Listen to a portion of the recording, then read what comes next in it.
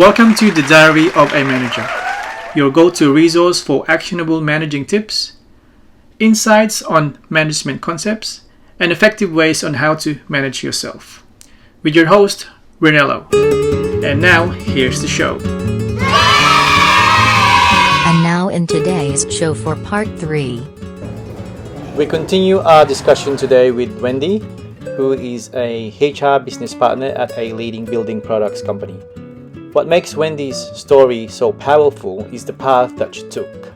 She started out as an HR administrator, and through dedication, curiosity, and a commitment to continuous learning, she worked her way into the strategic, high-impact HR leadership role she holds today. Wendy brings years of hands-on experience across recruitment, employee relations, coaching managers, and navigating the challenges of modern workplaces. Her journey shows how persistence, professional growth, and the willingness to say yes to new opportunities can open doors. Today, she's here to share the lessons that she learned along the way, the pivotal moments that shaped her career, and her advice for anyone aspiring to grow within the HR field. Yeah, it's. I know that I've said that a lot of companies these days are trying to change the narrative in terms of their hiring policies, which is good. It should start from the top. Yeah. So that the managers themselves will probably hesitate going back to the managers saying, why are we hiring this person? Because probably they know that the narrative is now changing because prefer to hire female employees now. Okay, just gonna go through some of the things that hopefully I've covered in the interview. Communication. Communication. Do you have a certain tone or type of communication style that you use in terms of email, conversations? What's your style? My style is I prefer face-to-face or over Teams, where you can kind of gauge their reactions and see their body language. Yeah. Emails is great, but emails can also be misconstrued. And also when you put something in an email, you can't take it back. That's true. So for me, my style is face-to-face on the phone or on Teams, because I can gauge you better, I can see your reaction, body language, and that kind of guides me to either if the conversation's going well or if the conversation's going south and I need to redirect it.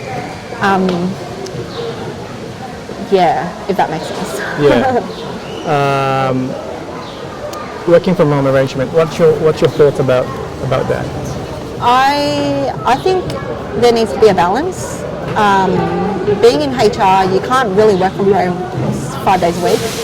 You need to be on site, you need to show face, you need to talk to people, build rapport, keep the relationship up. But because of that as well, and we've got so many meetings, when we can work from home, it's really helpful because you can focus and kind of shut out the noise and just focus on that admin task or project work that you're doing. Yeah. So definitely a balance. 2 days from home and 3 days in the office works very well for me, which is what I'm doing at the moment. Yeah. Which is also one of the benefits, right? To attract employees, because I assume that many employees would prefer that flexibility. Yeah. It's times have changed since COVID. If you don't offer that flexibility, it's really hard to attract the right people, and also it kind of demonstrates that the company does trust you for you to do the work. That's a good point, yeah.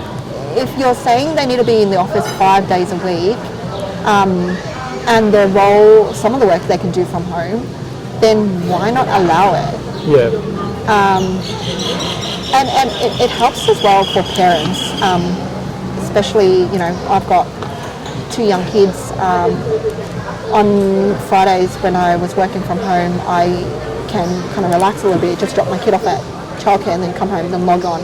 Whereas otherwise I need to rush in the morning, and you sit in traffic as well.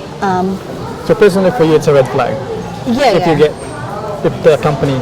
Yeah, I think flexibility is important, Yeah. and working from home, like you just can't eliminate it totally. If it's a role that you need to be on site, like you're a production supervisor or something, like you need to be there. Forklift. A forklift operator, yeah, you can't work from home. Which Exactly. Depends on justifies your it. role. Yeah. Cool. How do you deal with other managers, other colleagues in terms of approaching? How do you approach like professionally in terms of if you want to, for example, you want to make a there will be difficult conversations at times at work, not just managers but with your colleagues. How do you approach difficult conversations? I think for me, being in HR, you have to have the confidence to hold people accountable to their actions. So if you are seeing something that's out of line or that is not aligned with the company's policy, you need to be able to call it out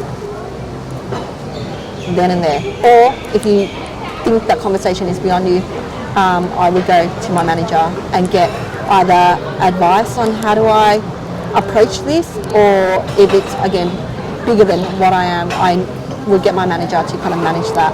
But it is a fine balance because you kind of want to come across really approachable, build the trust. Yes. But then if you see something, you just have to be able to call it out, and it takes time to get to where it is. It takes time to get to where you need to be. Yeah. Unless you have a very strong personality. Yeah, it comes back to personality, right? Yeah. Because for some people it's very easy to do, Yeah. but for others it's difficult to do. Yeah. So it goes back to the personality. But then it probably also comes back to experience. The experience as well, yeah. If you've got 20 years in the industry, confident, you've seen it all before, then great. Yeah. And then if you don't, I still think I'm quite green, but also I think I'm someone that's always learning. I will never be someone that's going to put my hands up and say, I'm an expert, I'm the subject matter expert. Yeah. Because I am always learning. And whether that's observing my manager, the way she approaches situations, or observing other managers as well, how they communicate, what their how styles they do, are. Yeah. That's a good point. Yeah. So I think it is very challenging. You're not going to always get it right because at the end of the day, you can't control how other people will react. They might be really angry at you for calling them out. Yeah, well. You can take them to a side and maybe give them the benefit of the doubt and just say, hey, I noticed this. Is there something going on? How do I support you so that we can kind of fine-tune the way you communicate with the team?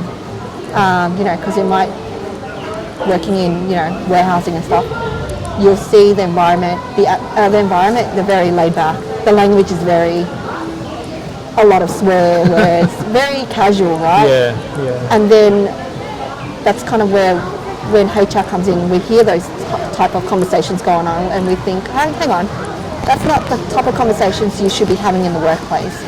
So instead of calling the manager out right then and there, I would take them to a side and say, hey, I've noticed this.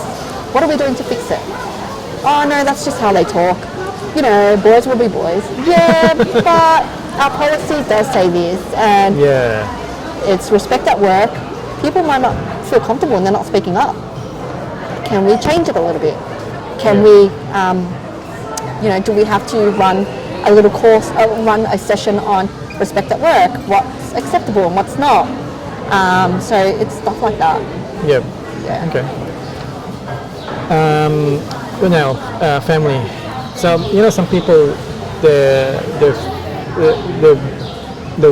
work is affected by family relationships, and relationship at home is affected by work. How do you shut off from the other, compartmentalize basically?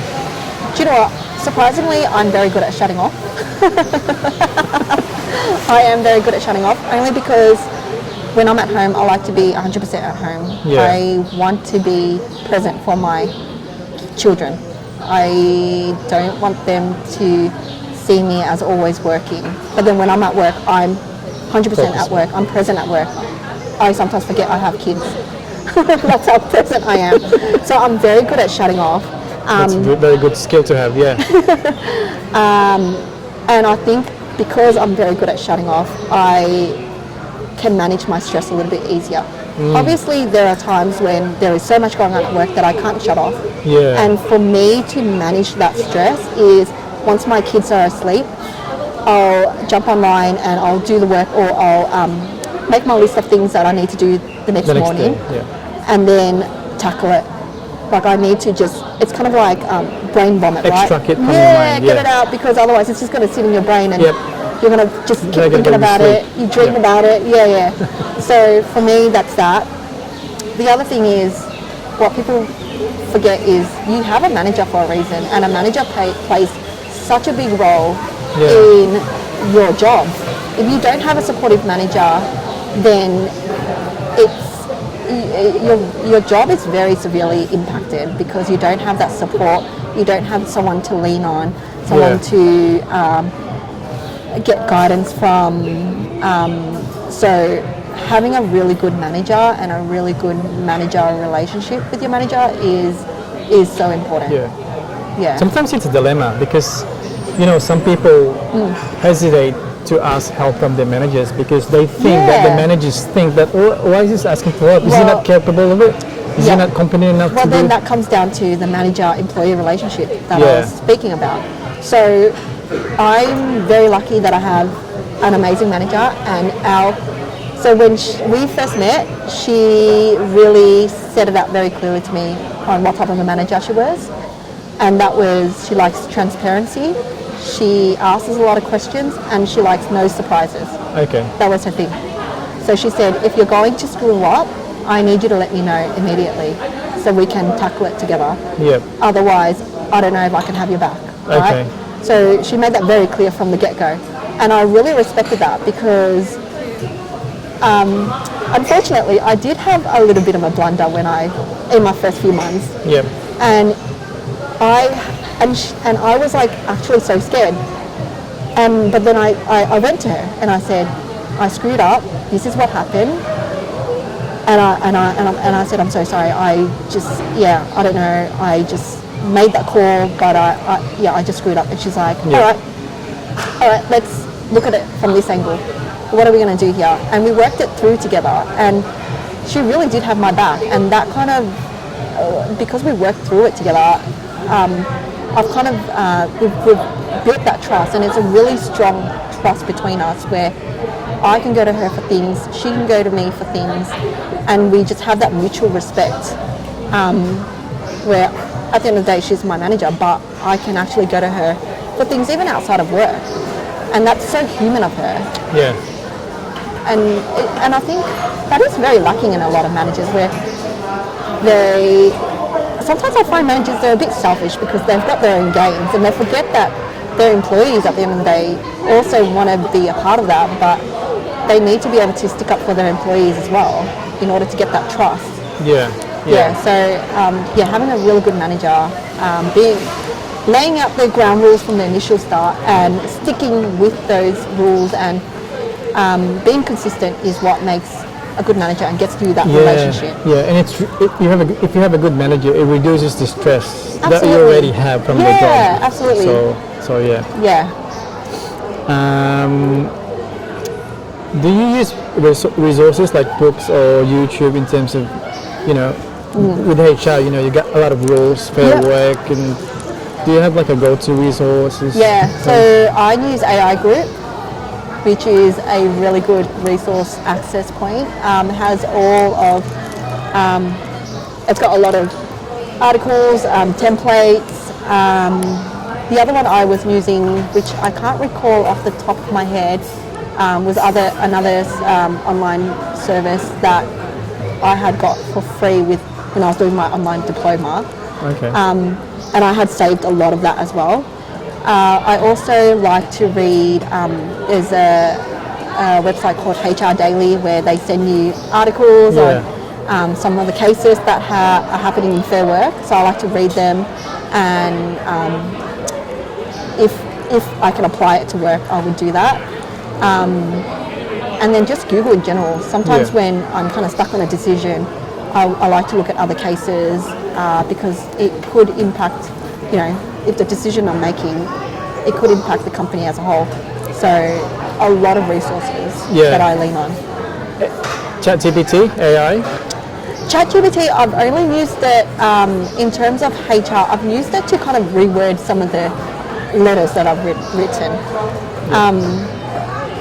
But I've not completely leaned on it. Yeah. Because some people rely on it a lot, and some people hate it. I'm in between. I'm in between. I think it's reliable, but I don't want to rely on it too much where you kind of forget your skills. Yeah, exactly. Okay. Career prospects. Hopefully you're getting to the last questions. You think what's the next stage for Wendy in terms of career? I think right now I'm still learning so much in my role. I always said to my manager, I don't want her role because it's so stressful. You've seen it. I've seen it, and being in a higher up role, I think it gets harder to disconnect and compartmentalize. Because you're up there, you have to always be thinking about work at the back of your head. You can't completely switch off, and you're paid the big bucks for that. So for me, I don't think I would ever want to get to that level. Whereas right now, I can still switch off, and when I'm needed, I'll be caught and I'll switch back on. In terms of career prospects, I'm still very open. I love HR. I still think there's a lot more to learn in HR. It's never a dull day in my work. Never a dull day. Every day is different. You think you can plan your day out, and then something hits the fan, and you've changed your whole day completely, and you're at a completely different site because something major's happened. And because of the work that I'm in, and we've got so many sites and so many different EBAs, it's continuing negotiations every year, industrial relation matters all the time, dealing with unions, challenging unions.